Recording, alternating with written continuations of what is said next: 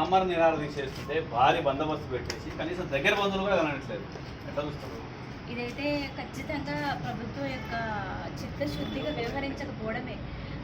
ఆయన కూడా ఒక అంటే స్వేచ్ఛగా జీవించేటి ఒక ఆర్టికల్ 21 ప్రకారం ఆయన కూడా స్వేచ్ఛగా జీవించే ఒక ఇది ఉంది. మరి ఆ రైట్ని మీరు ఎందుకు కోల్పోలేక చేస్తున్నారు? ఇంట్లో కూడా కూర్చొని ఏమంటారు అంత ఏదో ద్రోహిలాగా దొంగలాగా, దొంగకైనా మేబీ స్వేచ్ఛ ఇస్తారేమో, కానీ సార్ కూడా అది కూడా ఇస్తలేరు. కనీసం బంధువులు వచ్చినా కూడా ఏమంటారు అక్కడ ఉన్న అపార్ట్మెంట్ వాళ్ళు, నేను ఆ రోజు వచ్చిన రోజు ఇస్తే ఏమంటే అపార్ట్మెంట్లో ఉన్న వాళ్ళ అసలు ఏం జరుగుతుంది ఇక్కడ, ఏంటిది ఇంతమంది పోలీసులు అని చెప్పి డిస్కషన్ జరుగుతుంది.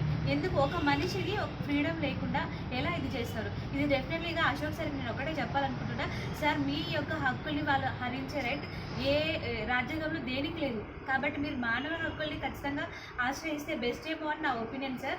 ఎందుకంటే డిపార్ట్మెంట్కి కూడా నేను చెప్తున్నా సార్, ఒకవేళ ఉపాధ్యాయుడైనా సరే ఇంతమందికి మాకు జీవితాలను ఇస్తున్నారు, తను చేస్తుంది న్యాయమే కదా సార్. నిరుద్యోగుల కోసం పోరాటం చేస్తున్నాడు, అది తప్ప తను ఏదో చేయాలని కాదు.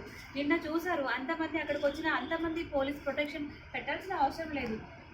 అంటే 100 మంది పోలీసుల మధ్యలో సార్ ఉన్నాడంటే సార్ లయనే కదా సార్. ఒక సింహానికి వీళ్ళు కాపలా కాస్తున్నారు, అంతే కదా. అందుకే రాజు ఎప్పుడు రాజుగానే ఉంటాడు, అశోక్ సార్ ఎప్పుడు నిజంగానే మా నిరుద్యోగులకి రాజు.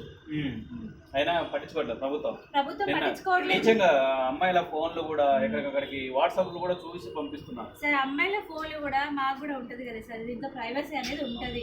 అలాంటప్పుడు ఫోన్లు తీసుకొని ఇవ్వండి చూడండి అని చెప్పేసి ఎలా అడుగుతారు సార్? ఇది కరెక్ట్ కాదు.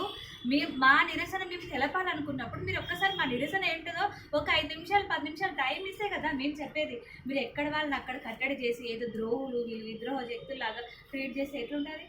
మేము డెఫినెట్లీగా ఈ రోజు కాక మాకు పాజిటివ్గా రాకపోతే నెక్స్ట్ కార్యాచరణ ఆల్రెడీ డిసైడ్ అయిపోయినాం.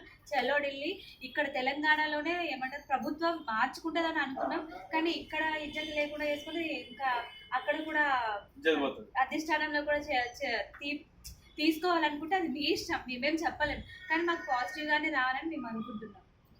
రైట్, అంటే ఇది ఖచ్చితంగా పాజిటివ్గా రావాల్సిందే, నిర్ణయం తీసుకోవాల్సిందే, ఉద్యోగాలు భర్తీ చేయాల్సిందే అన్న అభిప్రాయాన్ని వ్యక్తం చేస్తున్నారు. అశోక్ నగర్లో కొన్ని వేల మంది చదువుకుంటున్నారు. ఇక్కడ ఈ ఏరియాలో అశోక్ నగర్ కావచ్చు, ఆర్టీసీ ఎక్స్ రోడ్ కావచ్చు, అటు దిల్సుఖ్ నగర్ కావచ్చు, తెలంగాణ మొత్తంలో కూడా కొన్ని లక్షల మంది విద్యార్థులు చదువుతున్నారు. వాళ్ళందరూ ఎన్నో కళ్ళు ఒత్తులు వేసుకొని చూస్తున్నారు, ఎంత పెంచుతారు, ఎప్పుడు పెంచుతారంట. గ్రూప్ 2 పోస్టులు పెంచడానికి ఏముంది, అది పెద్ద జటిలమైన సమస్య ఏం కాదు. గ్రూప్ 2 గ్రూప్ 3 చిటికల పని. అది పెంచేసి మంచిగా అటు డిఎస్సి కూడా కొద్దిగా డేట్లు పెంచేసి ఈ విధంగా పరీక్షలు పెట్టుకోవచ్చు. అటు గ్రూప్ 1 కూడా 1:100 ప్రకారం కూడా చేయొచ్చు. దాంతోపాటు గురుకుల్ రిల్ ఇంక్రిమెంట్ ప్రకారం ఉద్యోగాలు భర్తీ చేయొచ్చు. ఇది వీళ్ళు అడిగే పెద్ద గొంతమ్మ కోరికలేం కాదు. ప్రభుత్వం ఎప్పటికైనా ఆలోచిస్తుందని ఆశిద్దాం. లోపల సురేష్తో రవిచంద్ర, అశోక.